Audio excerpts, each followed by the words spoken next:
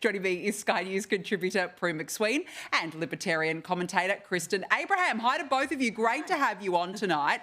Now, look, let's start with nuclear because the opposition leader Peter Dutton has urged those who oppose nuclear energy to change their ways and has challenged them to finally become the adults in the room. Now, Dutton has called on state premiers like Peter Malinauskas and Chris Minns to actually support nuclear energy. He says because it's zero emissions technology and it's the only way we're going to shore up renewables and get to net zero by 2050.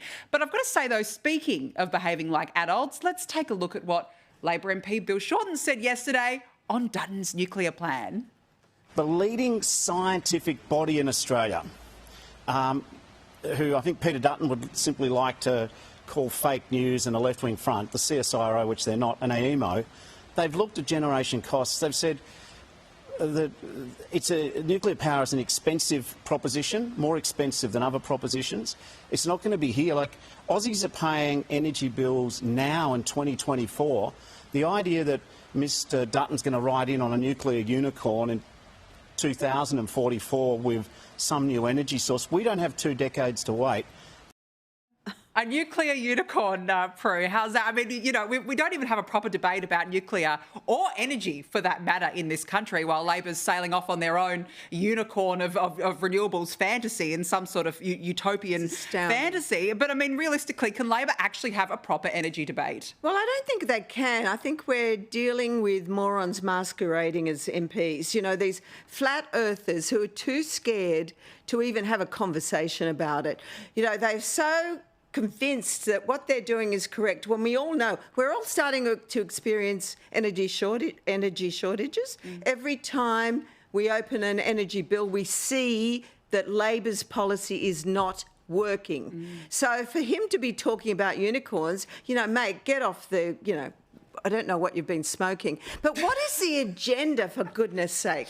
Why are they so against it? Have they got investments that we don't know about? Why is Labor burying its head in the sand and treating us all like ignorant fools? When we look around the world and we see all these G20 countries and more who are all investing in nuclear and reinvesting in nuclear because it's working, why the hell should Australia be the little moron at the end of the earth who wants to just keep going chasing our own unicorns courtesy of Labor? Well, that's it. I mean, they keep spinning this fantasy when realistically around the world they've got nuclear and all is good. And this is the problem, Kristen, because Labor is not willing to have a proper debate on this. Yet here in New South Wales, only 2 weeks ago, we were told, turn off your appliances between the hours of 3 and 8 p.m, because we might have rolling blackouts. And at the time, it wasn't even summer. So how can we trust Labor to keep the lights on?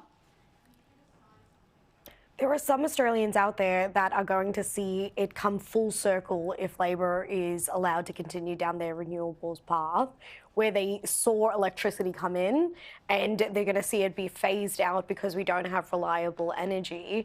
The Libertarian Party has gone to the last election and we've been massive advocates for nuclear for quite some time. And it's let the market decide. Leave the innovation to the specialists, not the politicians. And you can do that by lifting the prohibitions.